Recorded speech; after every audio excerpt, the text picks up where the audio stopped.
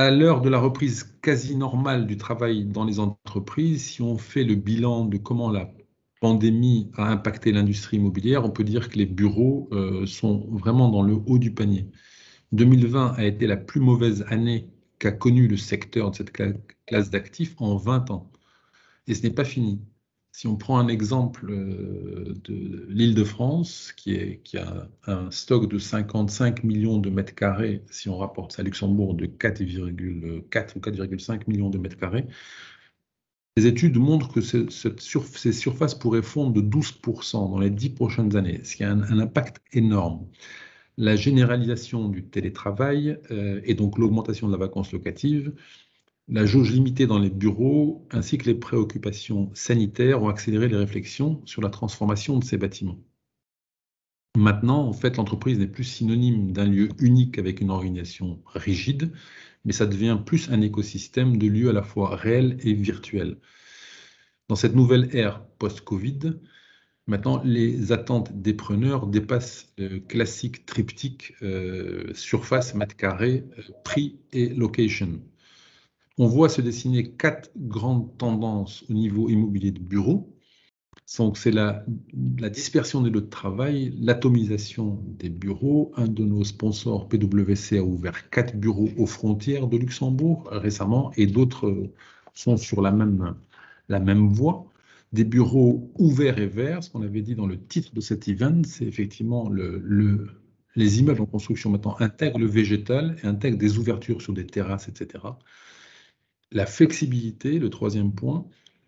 Le bureau est le deuxième poste de coût en général dans les entreprises après les salaires. Donc la tendance maintenant avec l'irruption du télétravail et la rationalisation des surfaces, la réinvention entre guillemets des mètres carrés. L'utilisateur devient central. Il faut séduire, l'attirer et le retenir.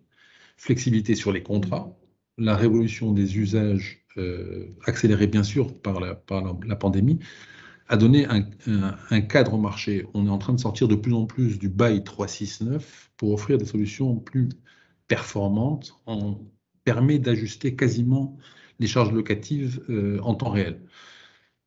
La frontière entre les baux traditionnels, privatifs, commerciaux, etc., et des offres flexibles qui sont inspirées par le coworking, cette frontière est en train doucement de disparaître. Flexibilité également dans tous les aménagements. Des critères d'attractivité essentiels privilégient la reconfiguration rapide des salles, l'autonomie du collaborateur dans ses réservations digitalisées, gestion des fonctions, gestion de fonctions de la salle, température, etc. Tout seul, des casiers temporaires pilotés, tout ça depuis son smartphone. Et il y a également un grand point, c'est la partie service.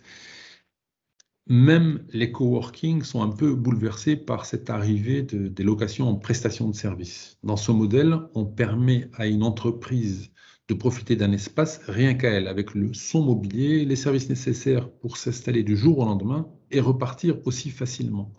Maintenant, c'est vraiment, on peut voir, c'est vraiment l'hôtellerie qui s'invite dans le marché de bureaux. À titre d'exemple, dans la ville de Londres, on est passé entre 2015 et 2020 de 0,5% des surfaces qui étaient en prestation de services à 6% fin d'année dernière. C'est vraiment une vague de fonds qu'on est en train de constater et ça va impacter toute la chaîne de valeur.